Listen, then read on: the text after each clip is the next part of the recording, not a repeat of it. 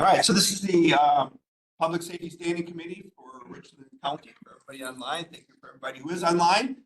And I have a little after 8, so we're 8:30, so we're going to get started. And roll call, please. Manning.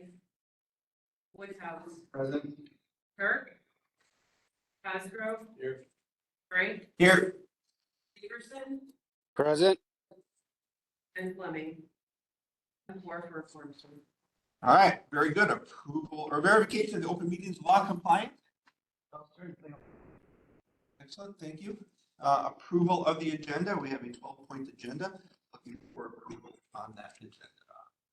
I have Woodhouse, motion Woodhouse, looking for a second. Second. Cosgrove on a second. Any further discussion? Yes, sir. 9 can be struck from the agenda. What's that? Item 9 can be struck from the agenda today. Okay, all right, very good, thank you. Any other discussion? All in favor of the agenda, please say aye. Aye. Anyone approved? Do not. Approval of the minutes for March 7th, 2025. Looking for a motion to accept the minutes for March 7th, 2025. Cosgrove, motion, second by Woodhouse. Further discussion? No further discussion. All in favor, say aye. Aye. Minutes are approved. Public comment. We're on item number 6, public comment. Looking for any public comment from anybody? Yes, please. That's where I fit in. Yeah, just give me your name and where you're from. And Kirk Lackner, I'm with Driftless Music Gardens. yes. And I is coming in for transparency purposes. The events that I offer are under the ordinances. So we are having 5 events this year. This is our 10th season of throwing events just outside of Yuba. And we have a capacity of 1,500 tickets that we sell to patrons. And so just coming in to say hi, and if there was any questions from prior years or concerns, I would love to address them at this time. Otherwise, I think we've got really good momentum going for the last decade that we've been doing this. So when you said you have how many events this year? 5. 5, and when are they? We have June, beginning of June 12th to the 14th. Then we have one July 19th. One in August 7th through the 9th. Then we also have August 23rd. And our last one in September 11th through 13th. Oh, and how have they been going? Slow, but with coming back after 2020, things are in the upward direction. Last year, we were able to put in a building for a stage purpose. And so that's been a pivoting moment. And now we have national acts that are knocking on our door that are cold calling us. So opportunity is starting to present itself. So hopefully there'll be another pivoting year for us. Awesome, awesome. Sheriff, have you been working with them? Yeah, we generally talk and we they have a good, I would say a good plan as far as, emergency response and stuff like that they've shared with us in the past. And so, it's really not been much of an issue. It's really not been an issue at all on our end as far as response. So, yeah. Thank you. The emergency, but I will be leaving a copy of this year's season packet awesome. that I have in this past. Thank you. Emergency management, have you worked with this? We're certainly familiar with the event. I know there was an event last year. We had an on-duty crew go up there with an attempt to kind of get a little bit of lay in flight and kind of understand a lot of our staff. It sounded like the crew showing up there wasn't well received, and maybe it was just a communication piece, and I apologize for that on the EMS side. But otherwise, I was able to get the emergency plans there. Start a little bit, learn more about your venue, and it's pretty cool what you're doing up there. And we're really happy to hear that we're expecting a good season. We're looking forward to working together moving forward. Are you Mike? Yeah. Okay. I do, I recall that misunderstanding. I appreciate it. Thank you. Yeah. It's great to have the communication. So anything else? Any other questions from the committee? thank you very much for coming in. Let's see the packet. I appreciate the time. Oh, no, thank you very much. Any other public comment? Hearing none, moving on to item number 7, reports, Sheriff Department activities. So for the month of March, we had $73,889 in vouchers, 61 jail bookings for the month. Average number of inmates housed was 25.85. Monthly complaints, we had 377 complaints. We're up 70 from February. Traffic citations issued, we had 45, so we had a jump in citations issued. Civil process papers served, 18. Transports, we had 14 for the month, up 7 from February. And average number on electronic monitoring was 8. Dispatch activity, we had 666 calls for service, 115 calls for EMS, 132 calls for the police department, and 17 calls for the fire department. Aaron did throw in an updated staffing memo. So I'm sure exactly the last time we gave you a staffing memo, but we did hire Max Haugen and starting in January, full-time that is. And since our last interviews, we've hired Connor Shiljan full-time. He started this week. And Annabelle Challey has accepted an offer, but is going to start in May when she graduates and finishes her degree. We did have one resignation since the last meeting. Kevin Melby turned in his resignation on March 21st. So that'll be our only open position. That's our only. That's open position. Okay. Yeah. All right, and what's the process that's going to be? Still thinking that through. We do have a couple of candidates, a few candidates from our last interview left. So I'm deciding whether I want to open it back up or look at them. All right, I guess just as a review for the committee, the ordinance was redone in the hiring process. It doesn't go through the entire committee. It does have a board member that sits on this committee, go through some of the interviews. This makes it a whole lot more streamlined, and I think it's helping out a lot with that process. So, all right. Other department activities?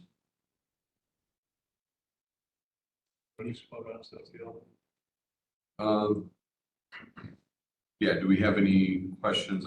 There's an updated squad mileage chart on there. Any questions to that? Any questions? Use your opportunity. With the bills too, I don't know if you noticed that there was several invoices for maintenance. We had a couple cars that had issues with their arm joints and Yeah.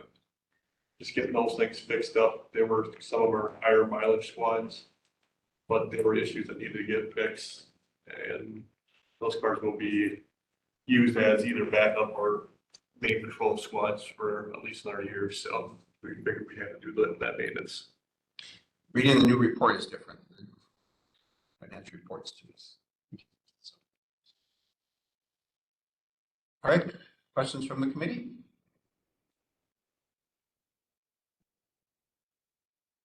Hearing none. Anything else, Sheriff? No, nothing else at this time. I guess I'll say, I can talk on this on a different line. Okay. Yeah. All right, moving on then to coroner report, item B, departmental activities of coroner. Thank you, Mike, for bringing this update. Absolutely. So, paper copies of the report. I'm sorry, we're not able to get that uploaded for the meeting. We do have a report from February and March. Just not provide one in February. So February, we had a total of 9 cases with an age range of 22 to 94 years. We had 6 heart-related deaths, 1 failure to thrive, 1 cancer, and we are still pending 1 autopsy toxicology. For the month of March, we have a total of 14 cases, age of 7 months to 95 years. So 3 heart-related deaths, 3 lung-related deaths. We did have a influenza A death as well. It was a cystic contributing factor, but it was one of the first true flu A deaths that we've seen this year, especially with how hard flu A hit in January. So that's kind of a bit of a reassuring thing that's not more predominant than that. We have 2 cancer deaths, 2 related to Alzheimer's dementia. We have 1 workforce trauma from the fall. We had some, 1 liver-related death. We've got 1 pending only toxicology right now, 1 more pending autopsy. Early into this month, we are pending at least 2 more based on tox. So. Yeah. Any questions on the coroner's update? Thank you. This is good to have. And the other thing that Jim wanted me to share is how desperate we are for help in the deputy coroner round. Now it's just the 3 of us, and it's a lot of cases, a lot of days to cover. So anybody willing to help out would be nice. Yeah, I didn't, is that something to advertise for? How do you? The pay usually. Yeah, the pay, because they're really per call basis, so it's not a, certainly not an hourly or anything. All right. All right, any questions on the coroner? Has it ever been hard to get people to do that in the past?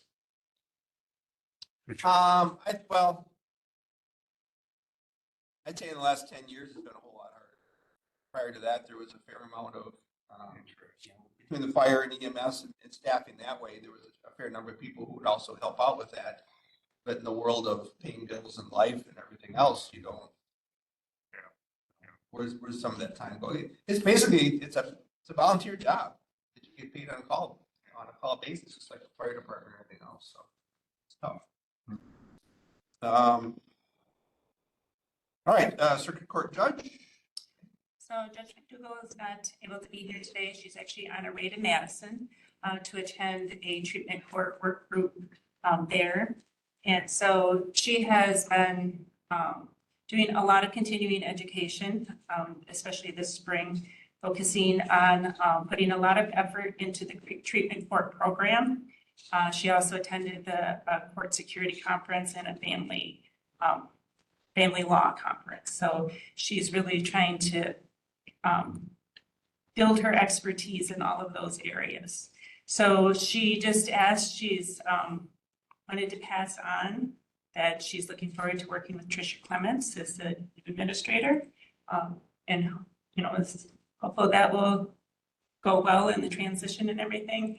And just continuing to put forth her things and moving forward in this for lead on court security. So that continues to be a top priority for her. And she'll have more next month, but that is still very front of mind is court security. Did have a meeting last month on that. Yeah. So she I'll let her, I think, bring more information next month directly from her, so I'm not speaking on her behalf. Okay. But there wasn't anything, we're not asking for any immediate action items.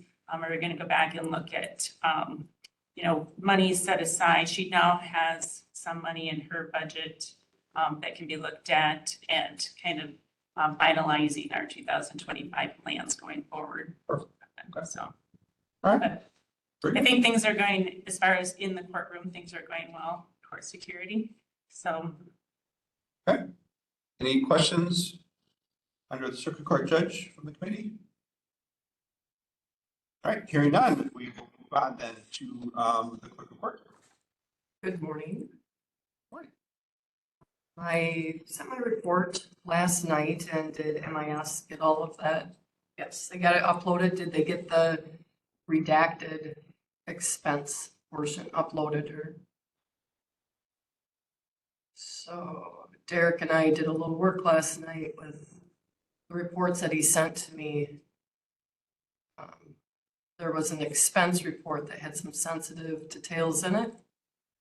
And so we did some scurrying. And then I did some stuff to redact it. He hadn't gotten a hold of MIS as of like 6 last night, but hopefully they got it. If you scroll down, we'll see. We want to make sure that it's the redacted expense details. So Expense details, it looks like they've got it. I keep going.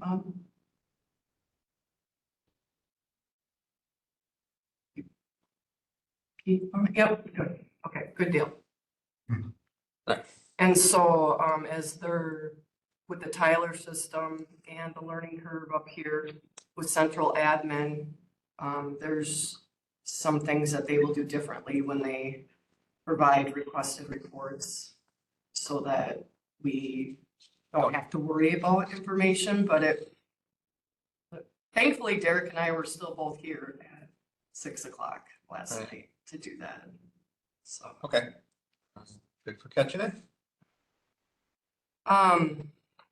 So the first attachment I'd sent to you was the 2024 budget summary, and I think I have sent that to you guys. I think I sent it last month. The day of the meeting last month, we had a jury trial, and so that's why I wasn't at your meeting. But afterwards, then I sent the details out of the Tyler system, which I really love this new format. That we're able, this is what I think we've needed for a long time. So this is what Bob's got up here is this year's, is to date. I'd like to look at the one, I guess we can start with this one since it's up. So the 2025, this was run yesterday afternoon. So it is for in the period of April, but it's really only to April 3rd, of course. It's January 1st to April 3rd. A summary of, first of all, the revenue, which I'll note is only for January and February. The March monies, I have to reconcile accounts, close out a month's accounts, pay them to the county treasurer because we handle our own money in the circuit court. And so then I I was in court on April 1st, so I wasn't able to do month end on April 1st, but I did it on April 2nd. And delivered the monies for the state and the county to the county treasurer on April 2nd. But the county's fiscal specialist is out of the office. She'll post the numbers when she's back. She'll post to the various accounts. So the revenue stated here is really only for the first 2 months of the year, is the main point of that. It is actually much better than what is stated on this detail. With this meeting being so early in the month, that's often the case if the revenue lags a month behind. But the expense is to date. So you can kind of see, we're as normal being cautious with our spending. There's really not anything in there that we don't really have any funds that are other than absolute necessary expenses. I don't know if you guys have any questions on the summary. Any questions from the committee? So then moving on to the next part of the report. And the mediation fund, that is also, that's kind of like a joint between clerk of court and county clerk. As you can see, the marriage license fees, those are not managed by the clerk of court, of course. They're managed by the statutory licensing of the county clerk's office, where marriage licenses are obtained.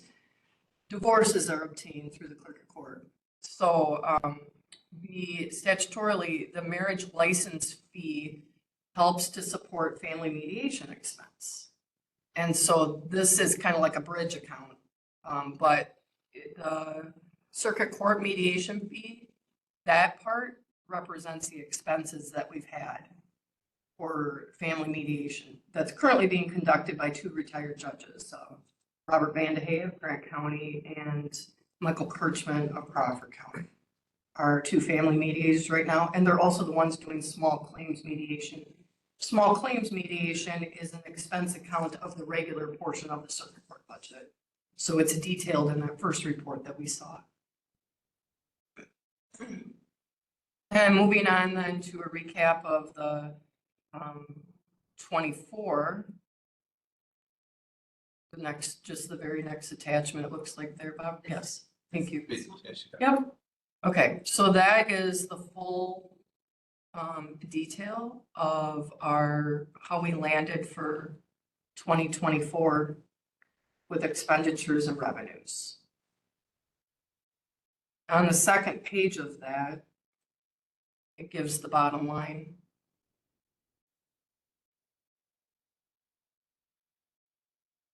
And in the last, or the second to last column from the right, variable or variance.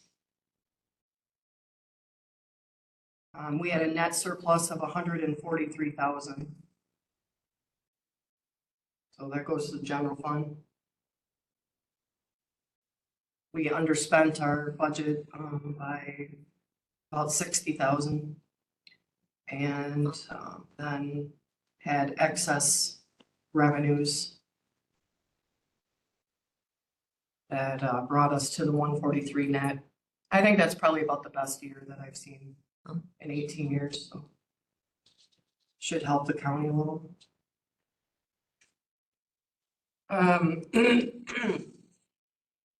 Some things to note then. The Wisconsin counties court funding initiative is still active, still being worked on. The governor did include the clerk of court's request that the counties association joined us for. He did include it in his budget. And now the members of the assembly and the senate, as they write their own budgets, I see this week that they have both introduced bills that have significant funding in there as well. So we'll keep working on that. That money, when it comes to the county, once we get it, hopefully we get it. It's county association's #1 funding initiative, so it will be bad if it doesn't go through. There'll be a lot of not so happy people, influential people, and particularly since they identified this as, you know, their top issue. But when it comes to the counties, it's really important to note that money's going to go to the general fund, but it's court money. It needs to be allocated to the courts for the needs of the courts. And so I'm sure the county will, and administration will see fit to that. But I'm a little concerned about that. I know other clerks of court are a little concerned about that, if this is a boon for counties, how that is going to be utilized. And we do have needs. We do have security needs. We do have equipment needs. And we have an audio video system in the courtroom that it works now, but those things age and they're very expensive. So I don't want to see that money earmarked for anything other than the courts, and for anybody to try to lay their hands on it. The courts will direct what is needed for that money, and the courts are the ones that are working hard to get that money. I've worked very hard to get that money. So So I hope the legislation that they put out identifies, the budget puts out, clearly identifies those goals and reasons. It That really does. helps. It does. Good. It does. It doesn't mandate it. Yeah. I mean, there's still ways around everything. Guidance, but not mandate. Yeah. Wait, I haven't seen how it's coming out with that, but that makes a big But- difference. Well, yeah. in How it's managed. Yes. Good to know. Yeah, but I'll keep my eye on it. Don't worry. Definitely. And last week I had the pleasure of meeting with Senator Sarah Kieski. She took me up on my offer to, when she was in Richland Center the next time, to come here and tour the courthouse with me. I don't know if the sheriff's had a chance to get in touch with her. She would love to have a tour of the jail sometime. She's heard about the conditions of the jail. Okay. And so I took her up and showed her, she just looked in the visitor room and, she's aware of the deficiencies and she'd like to help. You just gotta reach out to her. She's very good. She's a professional mental health counselor. That's her profession, and then there's a regular person though that got into the Senate. But she really, really wants to learn everything. She asks fantastic questions. And I think that she will, I think she's going to end up being a key player down at the Capitol. I have a good feeling about that. She works in partnership with people on the other side of the aisle. People on the other side of the aisle say good things about her. So maybe we can have some moderate connections down at the Capitol. It doesn't matter if they've got an R or a D, we should be working with all of them.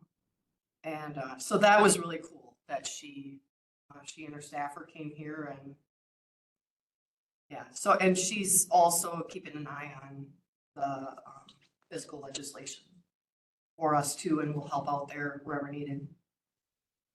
Next week is a Student Government Day, April 9th.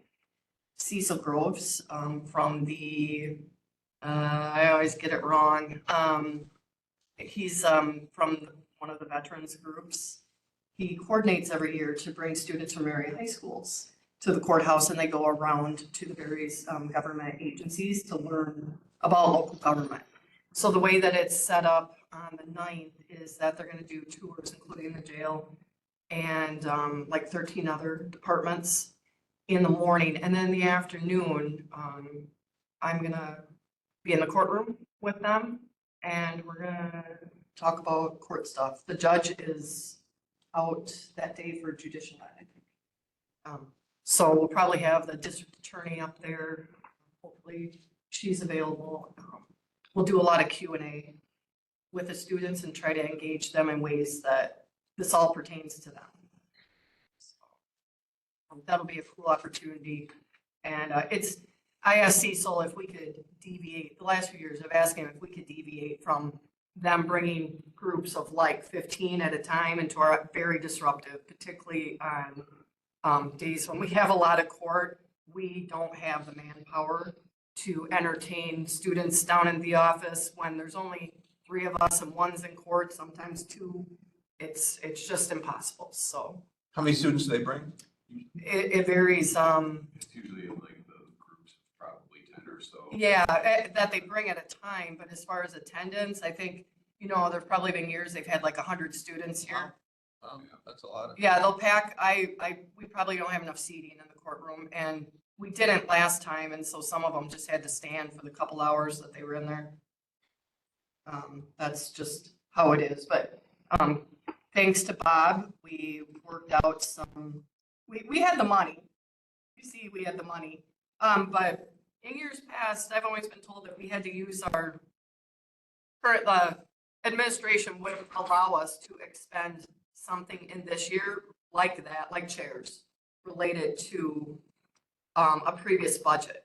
I know that the deadline is like March 15th. I know that every year, but they've only allowed things like attorney fees that were incurred and then invoiced, and we get them like in March to be paid out for the previous year, never equipment. It would always have to be spent by the end of the year, and not knowing where our budget was at, because with the Tyler system and the reports not being, readily available, we didn't realize how much excess we had. And so we did purchase a small amount of chairs, not even $4,000 worth, and split that between our 2 budgets. I think I took about 2/3 of it, and Jen took 1/3. And maintenance has been putting those together. In years past, my office has put them together. Again, manpower, just don't have it. So thankfully Darren he's chipping away at those and putting them out in the courtroom. So we got 25 more chairs. But it still probably won't be enough for larger groups, any training sessions, larger jury panels. We're gonna have to keep buying some chairs. So Step by step. yeah, step by step. It's very slow. But yeah. So I think that's everything for my. So just in reference to the chairs, that's something you guys that had been asked to increase the number of chairs. I did meet with Derek, and I met with everybody, and we kind of came up with a plan and worked it through the budget numbers, and the money was there, so we jumped on it. It was basically just spending some of our excess from 2024. We Right. could have bought many more. I mean, you saw what the excess was. We could have bought as many chairs as what we needed, but we were very conservative, as we always are. So we should not be so conservative. We should be a little more forceful, I think. So I guess Our in ask. moving forward, I encourage that we, let's find the next step, let's find the next plan, let's find the next need, and start targeting that, and just keep We've been pounding trying. away. Yeah, oh, absolutely. So We've been trying, but thanks for not shutting us down on it. make it work when we can. All right, anything else? No. Register and probate. So just to add, just a little bit on the government day. So in past, we've had students from, Richland Center, Ithaca, and Weston. That might vary, but just kind of as a little bit of additional background, those are typically the schools that come in. So when the 3 schools come in as groups, then it adds up to quite a few students that are able to come. So, I don't know if you ever get any from other ones, but those off the top of my head, I know are usually here. Okay. So, Several grades, It's usually their American government class. is that high school? mhm, they're high schools. Yeah, they're all high school kids. So it's kind of a mix from freshman to senior of each school Yes. Yeah. district. Yep. Mhm. And they're chaperoned. There's usually, people from veterans and stuff that come with each group, that comes through. On that, just continuing on, the only big change that I've been seeing kind of is Judge McDougall's getting several cases for Juneau County. So in the past, you've heard me talk about how she gets cases from Crawford and Vernon in Iowa, and that's been kind of the tradition. So I'm not aware of what the change is in Juneau, but we've been receiving several cases from Juneau, which is in Boston. That's the county seat for Juneau County is Boston. So just thought I kind of just inform you as the committee that it's a little bit unusual for us to get that many cases coming from Juneau County, but we are. So just have noticed a sharp increase in that. So, and then I do see that, Jason, are you on with us? Yeah. From MIS? Jason? Okay, so I haven't had an opportunity to really connect with you too much since the last meeting. So could you maybe just give us an update on the small courtroom and kind of where things are at with that? Just if there's anything new that was learned, I guess, Bob, you can, whoever has any information on that and where we're at. JC, you want to start? Yeah, I mean, I guess you had brought over a sheet. There was a little bit of funding, and then it sounds like Derek had found some. I was kind of waiting to see if he could send that over. I haven't been up to his office to actually get the piece of paper, but kind of like what I said last month, until we get some of these other projects wrapped up a little bit farther. Just don't have a lot of time at this point, but it is on our list. Okay, and then I know that there have been several cameras that are actually installed and some are running. Can you give us a formal update on, I know there's one in the hallway now on second floor. Yeah, all the cameras basically have been installed, I think maybe except for 1 or 2. They're all in the locations that was requested. They are all connected and recording at this time. There is no audio being recorded on the courthouse side, only in the jail. And timeline for SGTS is still pushing a little bit. They are behind quite a bit on the project, and so some of the other connections as far as getting like the security officers access and stuff like that is again on the list, but we haven't got definite timelines from them yet. They have not provided us those details. Okay, and just, it came up during the courthouse security meeting, so just for clarification, so the cameras that were installed do not have audio capability at all. So in the event that, let's say, you can see that there's an incident happening between the large courtroom and the small courtroom in that lobby waiting area, and you can see, let's say that there's a scuffle going on between an attorney and his client. Is there a way to turn on the audio, or there's no audio at all?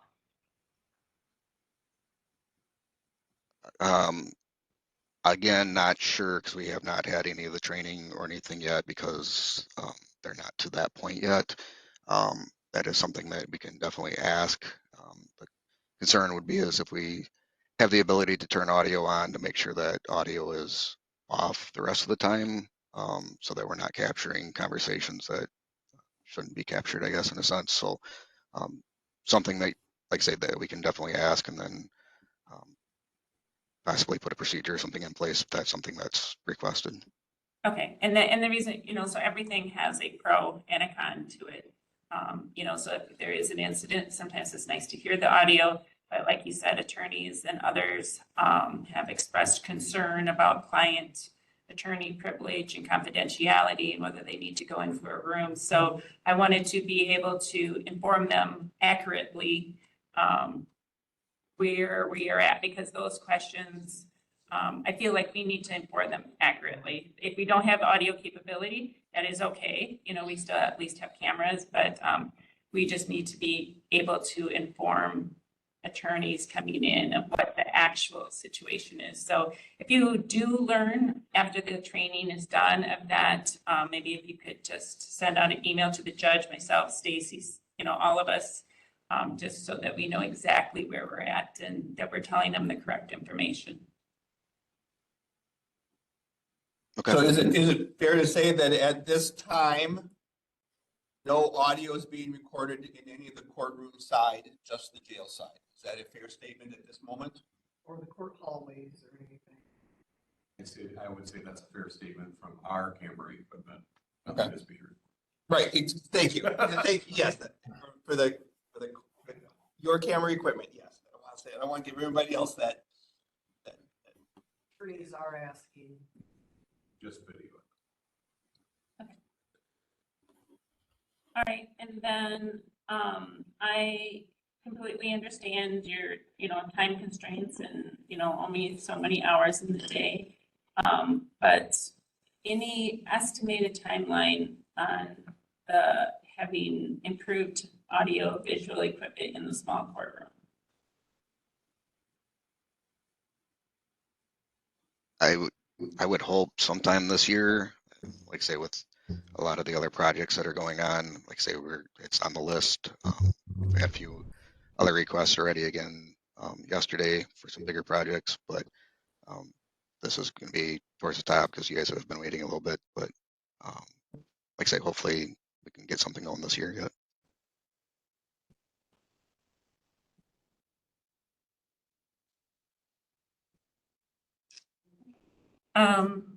And switching, so this is switching now to just the budget type thing. So this is the first time I have submitted the new reports in the new format from Tyler.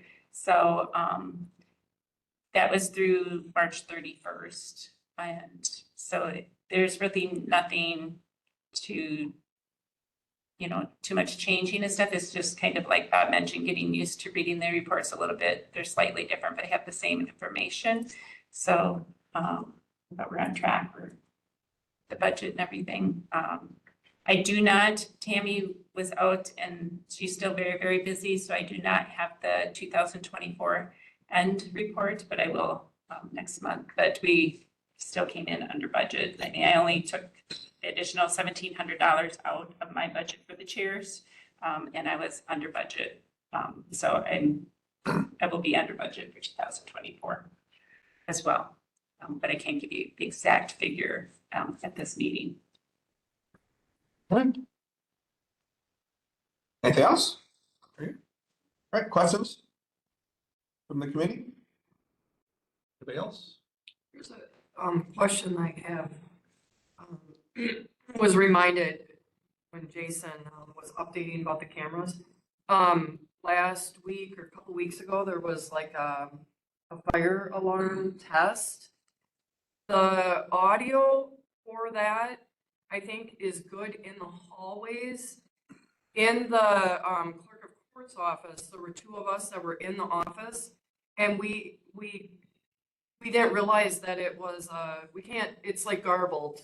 We can't make it out. It's like Jennifer Harper calls it Snoopy teacher talk. That's kind of what it sounds like. And so the part when I think what they were saying, we thought it was like an officer's radio in the hallway. We're like, what is that? And then went and like opened the door towards the end of it, opened the door to the hallway and only caught leave the building. We didn't catch, do not need to leave the building. And so then the next thing was the very clear audio of, you know, like, this is a fire, you know, everyone must leave the building. And so we're like, nobody's running out. Do you think that what we were hearing was like, were they saying that this was a test, and was it possibly you do not need to leave the building? Is that hence why why there's nothing going on? So then I called dispatch, and they were, you know, I know they were running a test. They were kind of like annoyed that we were calling. But we're like, seriously, we can't make out the audio of what's happening. And so that our concern is that within the office, we can't make out the audio of what's happening. And so if there is an announcement that occurs like, hey, there's an active shooter in the building, I don't know if that's what they would say. Here we are opening the door, like, what are they saying? Get shot. So, not, you know, like, we're concerned how the audio comes into our office. It's fine with Jen, it's fine in the DA's office, but I think the speakers are located like above the exit signs. And it just happens to be probably because of our thick vault, that concrete vault and whatever. Maybe it distorts the noise. It's always been an issue. We've never been able to make out what that says, but we think that part of the correction and with security and safety and everything in the building, that our office also needs to have the same opportunity to know what's going on. See if there's a different way to get an announcement out to everybody's Yeah, or if there's, phones or system or if something. they can do something with locate another speaker maybe midway through the hall, that might, That was brought, yeah. This was brought up at courthouse security too. So, which is a good- but this the was- email that you put out. yeah. Yeah, it was, but I think this happened after It did happen afterwards, but we did discuss that. How do you get a message out to everybody? correct. And so that was But, one of them, yeah, but then when that happened, you know, something just as simple as a fire drill, right? and we can't make it out, it's, you know, it's not good. Yeah. Yes, Was that last week or was that I a think couple weeks ago? Everything blurs together. It was one of the last couple weeks. I think we were here. And I wasn't here, we had trouble. If it was the same situation, Yeah, it wasn't cleared through, but I thought that was a fire alarm. the last part of it was clear when it actually went to the actual alarm. That was clear.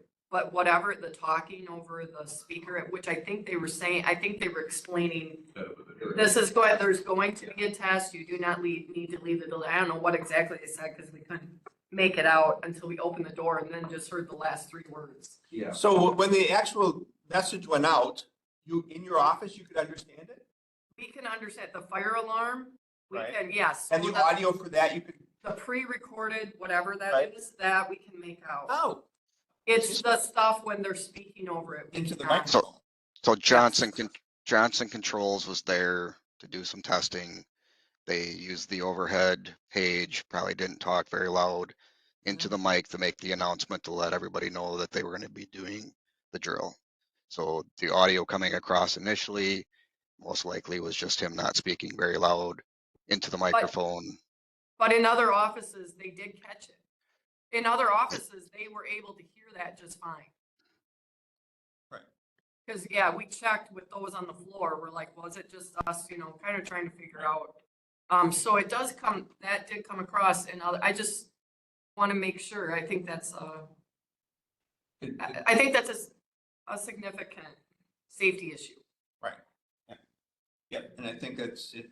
Okay. And having the discussion, it sounds like there may be other pieces that are easier to fix to make it Yes. better. Yeah, just being aware of it so Yeah. that it can be corrected. Okay. Thank you, Jason. I didn't realize they'd done that, so thank you. Just before you move on, I guess on item number J, courthouse security report, you can table that Okay. until, So- that can remain on monthly, we'll just, you know, for whatever, if you Okay. want to take it off, but the judge can report on that more. Perfect. All right, anything else then? All right, district attorney not here. Any comments? Anybody bring anything? All right. Emergency management, departmental activities. Item G. So, is the, fall 2025, the year of outreach for emergency management, trying to make sure that we're getting involved in the community and getting involved with both governmental and non-governmental organizations, reaching out to the municipalities within the county to help them understand what the role of emergency management is to the townships and villages and cities, and how we can help support them. So part of that initiative is we have actually started working with Miss Betsy Rosler from the Richland Center School District in regards to the drug-free task force between the Ithaca and Ursula school districts. So with that being said, we are going to, the EMS emergency management building is going to become an open pharmacy surplus drop-off location for people to drop off surplus medications. In the initial conversation with Miss Betsy, there was a concern that people might feel hesitant to drop certain prescriptions off specifically in front of a law enforcement area. We don't anticipate seeing a huge change in, volumes, but if somebody feels a little more comfortable dropping something off by us, it's just another way in which we can help kind of take that back. There's quite a few other initiatives that they're working on, we'll be partnering with. So we're excited to move forward with that program and see what we can help accomplish in reducing alcohol use in Richland County. Yeah, John? I don't think there's much else happening at the moment. We're gonna try to get the IPP put back up on track with extra for you guys, because you're the priority on IPP, so courthouse security and the FBI got kind of reshuffled a little bit, so I don't know if the help that I was gonna get from them will be available, but I'll be reaching out to FBI here shortly to see if they're gonna support the mission of training everyone on active threat in the building. If that happens, then I'll put that back up. IPP is a priority. And we can get the training, and Clay, you and I can work on any other training that needs to happen. And then we'll try to get a tabletop exercise set up for that one way or the other. So We did receive the checks for EMPG and EPR grant funding this last week. So it'll be deposited in the account. So thank you for your hard work and grants in there. I appreciate it. Yep. And moving forward again, making sure that we're accomplishing the IPP, addressing those priority pieces. We'll be finalizing, so last year for the fair was a draft basic emergency plan that we had for the fair.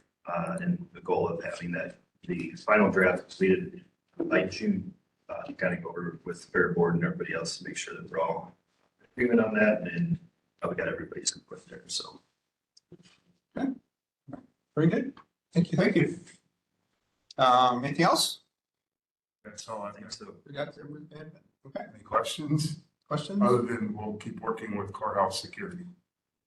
Still the vision for that. That's it. I just would say if the FBI is not available, I mean, I have staff trained in the same protocols that they're probably gonna teach anyway. I think that was the case. Yeah. So if you have hours available for that. Yeah. That you're willing to budget, then we can just do it local too, I believe. Thank you for doing that. Yeah, for sure. Sure. It's important. We need to get it done. All right, any other questions? Management? All right, item H, PSAP and NG 911 grants. Want to throw that one out? Yeah, I'll kind of just start with, since the last meeting, I did submit the 2025 round 2 grant for the upgraded Wiscom base stations. So the application was submitted. I just got a question back on the quote. We had to change an item on the quote, but other than that, everything is to them and should be good. So we'll figure back in a few weeks to a month. And what was that grant for? So that grant was to fund, with the radio project upgrade, we didn't upgrade to what would be basically the next gen of Wiscom radios. Wiscom is the state interoperable radio. So this grant is going to help us purchase base stations that'll operate on the incoming Wiscom system. So gives us kind of a better guarantee of interoperability with the state. And what was the price roughly on that grant? The money that the request that you made? So the total request was, I think with the change in the quote, it went down into the $36,000 range, with a 10% match. So, Reasonable, yeah. so good amount of savings for us if we can get it approved. Is there several frequencies in that system? And then mark channels are part of that also? Mark or not? Mark or not? No, it's just the Wiscom channels and 3 of them maybe? There's bunches of Wiscom, because Wiscom will handle you can have departments that run fully on Wiscom, they'll have their own channels, they have statewide channels. 10? 30 to 40 Wisconsin. Yeah, at least, yeah. Plus all the regionals and specials and tacticals. So that system would access all of those channels Only the ones that are allowed by the state. for Richland County. Oh, I see. That's a few. I don't know how many, there's a bunch of I them. think there's still a lot of talk in the works on how that system is going to. Oh, Still being built by Wisconsin. It's still being built, yeah. got it. So Okay. still putting Stay towers. tuned, in other words. Yeah, All right. but this future proofs us on being on it, so. Yeah. That helps. All right. Anything else with that? I can touch, and Jason probably can as well. So we've gotten access to the online training portal for priority dispatch. That was our round one request that we got approved for, was to update dispatch protocols for emergency medical. This will also give us dispatching protocols for fire and law enforcement as well, kind of best practices, things to ask when you're on the call, type stuff. So the online training portal is open. We'll have on-site training next week, Tuesday and Wednesday. So we're kind of plugging along, moving along with implementing that stuff from our round one grant application. So. Jason, I know you got in this, but you're also in a new role. So any comments or thoughts on where we are, the direction we need to keep going with this? As far as what piece, I guess, sorry. As far as the PSAP grant, NG 911 grants, any comments you have on that at this point as we're moving on that project?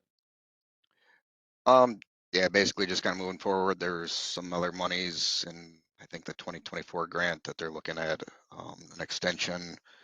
I know that they're working with Devin and John, and some of the folks from zoning, and getting some more stuff put together for mapping, and then we'll be looking at the 2025 grant here shortly. Okay, and that 2045 grant, we're hoping it's going to come out in June. Sorry, target. So that'd be again another round of funding for all the PSAPs and mapping. All right, anything else with that? Questions from the committee? Hearing none. Item I, radio project, radio tower project. Want to start with that, or where do we want to I start? could start with that. I guess kind of similar update to the last one I gave.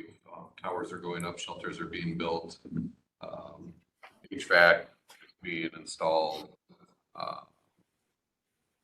or is installed in some of them now. We're hoping to have Mike Day on. Oh, there he There he is. is. So I guess I'll probably just hand it over to Mike. Oh, good. He's gonna have a more comprehensive update than me. So, Mike, would you Yeah, introduce yourself? Go ahead. No, I appreciate. Yeah, I sent you a message. You were probably already in your meeting that I was able to join here this morning. So, yeah, and I also included the latest update document. So in case you want to share that later, but yeah, you're right on. We're. I guess I'll start with a little bit of the background again, and kind of the site acquisition piece, which really resides solely with the county. But again, we're 9 sites here, and 6 new build sites and 3 lease tower sites. But we've still got that one site that is not under contract, so we're just down to 1 now. but landowner site. But really, that's not under contract because it had to go through a later regulatory process. So that's underway now. Things are going along, and I think our goal is probably to get that landowner to sign here before the end of April, and then we're just going to be waiting for some of the regulatory clocks to tick off and approve. We're not too worried because in reality the tower's about 500 feet away from where it was before, and so we're pretty sure we're going to get the same approval that we got on the previous site. So that's where we're at on that. And the majority of our work right now is civil work with our civil vendor. And we've really got 2 of the 6 sites that they're going to be building really in almost a completed state now. Just a couple little items and maybe getting the generators commissioned there. But they've even started doing some of the restoration work on the ground as weather permits here. And then we've got a 3rd site, which is part of Richland Grant Telco. So we've really got that tower, that compound built. We just need to do a few things inside of the shelter. And then we've got 2 other sites where we've got shelters. We've got electricians in the shelters, those 2 shelters kind of doing the internal work. And then our last 2 sites, as far as builds, with the exception of that final site that we can't start on yet, those are in the carpenter phase, and we hope to follow up with he's getting those done, and then they'll go to the electrician. And those 2 also are 2 of our sites that we've got final towers going up. So we hope to have all the towers up in the air probably next week. I think they might have even gotten one going here this past couple of days. And then I think as far as those builds and everything, we're kind of targeting the end of the month here to have all those sites complete, and so that'll just leave the one unknown and when we can start there. So we'll have all the construction pieces done. And so that turns most of the focus onto the radio vendor and having them get the equipment installed. There we're focused on getting what we call the staging review done. So hope to work that into the next couple of weeks, where we're going out and taking a look at all the equipment that they've got built, and once we kind of get through that, then it's really just a matter of moving that equipment into the shelters. So, but there are other focus items that are real important here is to start antenna and line work. And so as I said, with a couple of the sites really at the completed phase, we're hoping that they have a contractor out and start hanging lines here, as weather permits. So that's their other focus. And then their final piece that they're working through is some FCC licensing. And so this is probably another big kind of regulatory hurdle. We've got some neighboring counties or counties that as they begin to understand the footprint that this new system is going to create, we have to make sure we're not interfering with them. So that piece is well underway, and again, hopefully wrapping up here in the next few weeks. We've got a couple of the channels already approved, but hopefully getting the final channels approved and in place so that we can understand exactly what frequencies the system's going to operate on. So I think our overall goal is still trying to see a lot of this system, or even maybe some of the pieces of this system, come online in June, and then as we get that in place, start doing some testing on it. We've got a system here that's got some additional channels to it, so we could see pieces of it come online, and then figure out our implementation process, how to test it, how to make sure it's performing, and then how to migrate the agencies over to it. So I know there's a little bit of work being done by the agencies to make sure that they've got capable radios, but I think we're going to see the system come online and pieces of it start working, and maybe even before all the agencies have their equipment in place. So that, I think, is kind of what I had. I don't know if anybody has any questions. So, Mike, this is Bob Frank. A couple of questions. One is the migration plan.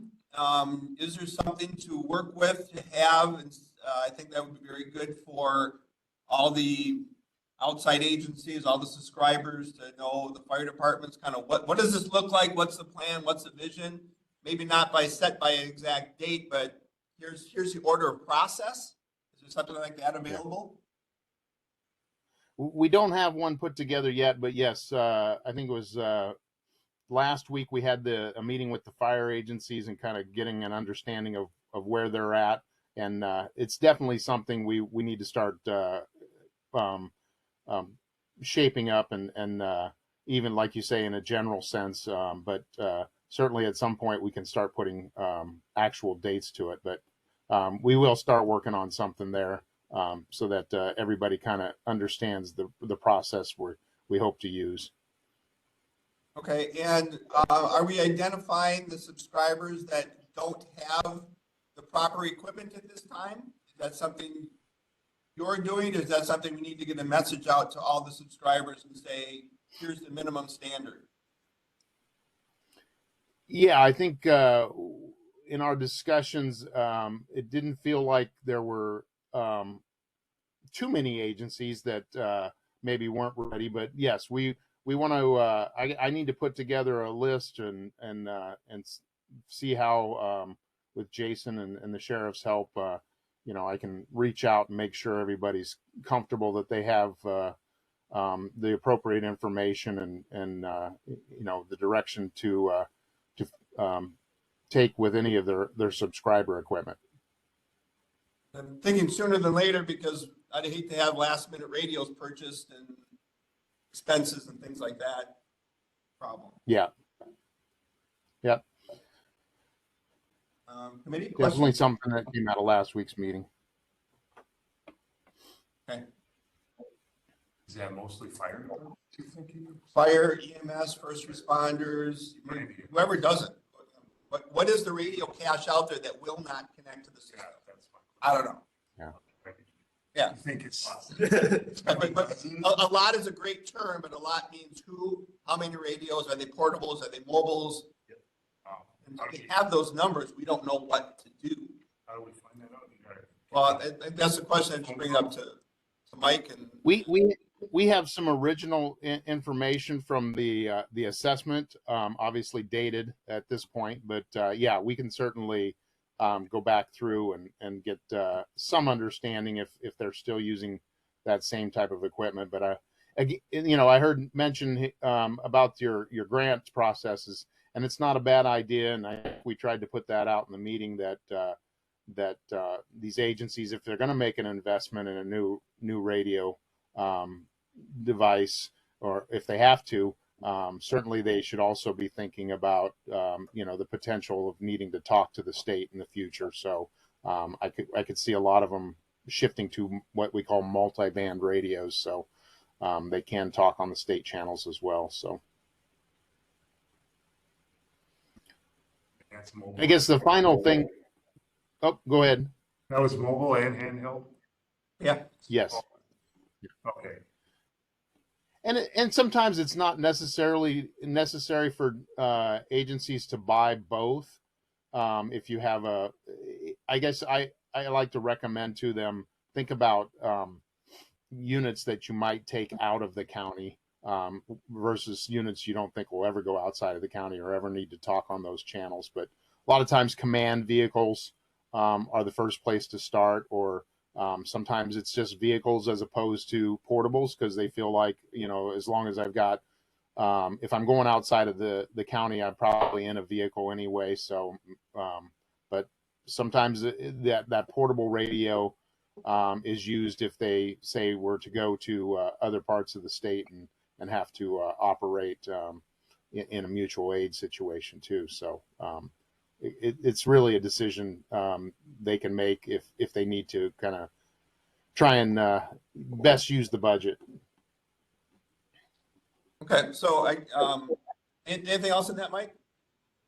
The final thing I was going to add, speaking of budgets, is yeah, we're still in good shape with budgets, a project budget, and we've got we know we've got a couple of little change orders from the civil contractor, and I'll try and be grabbing those next week.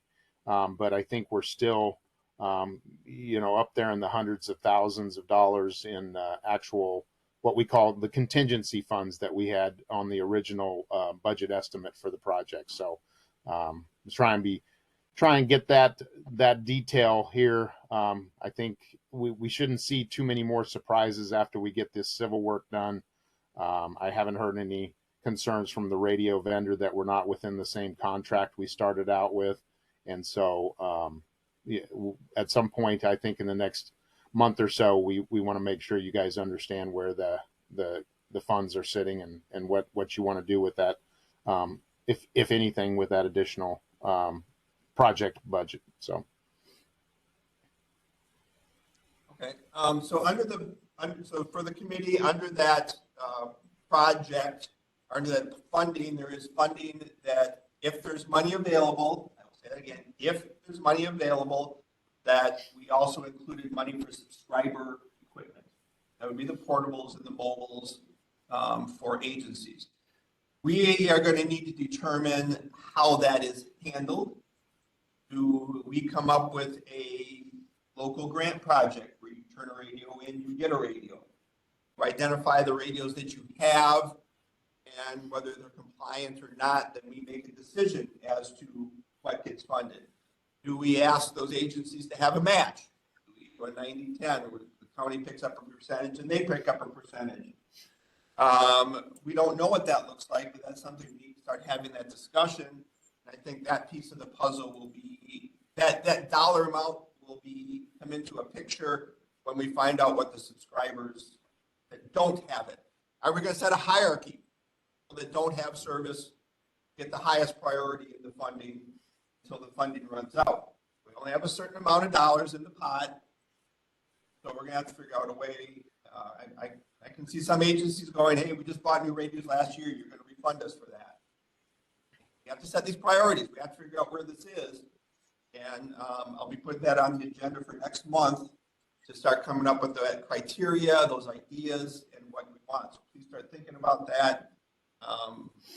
And again, if there's money available, there's a separate line item for that.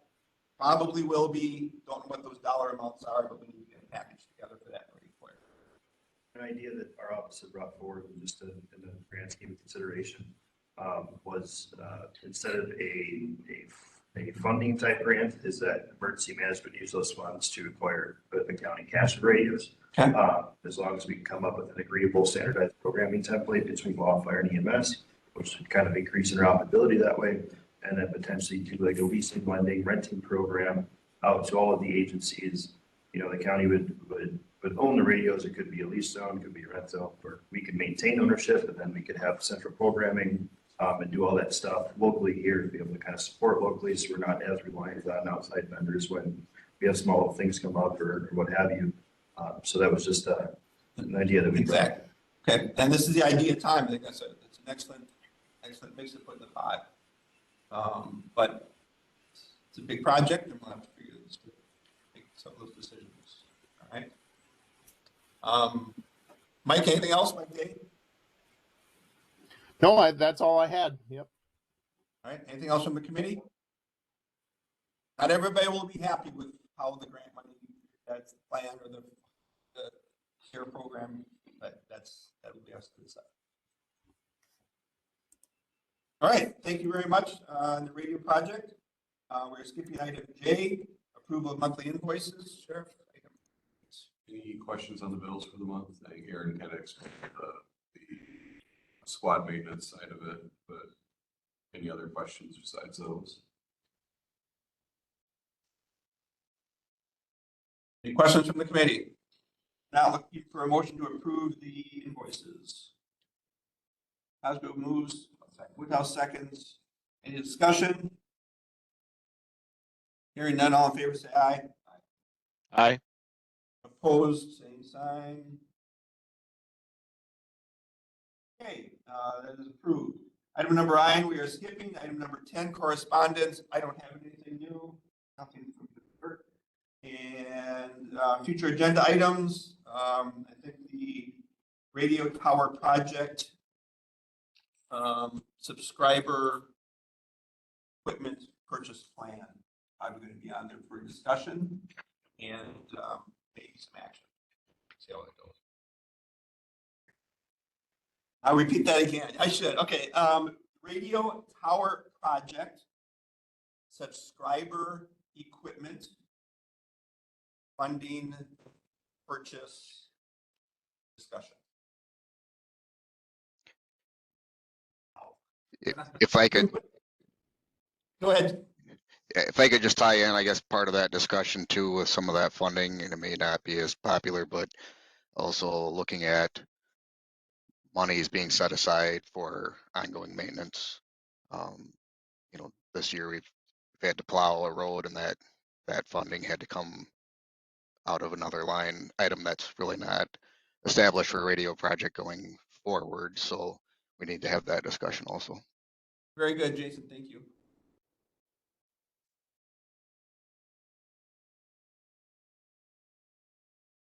Other topics, other discussions? All right. Item number 12, adjournment. Motion by Woodhouse, second by Grove. All in favor to say aye. Aye. Adjourn. Thank you.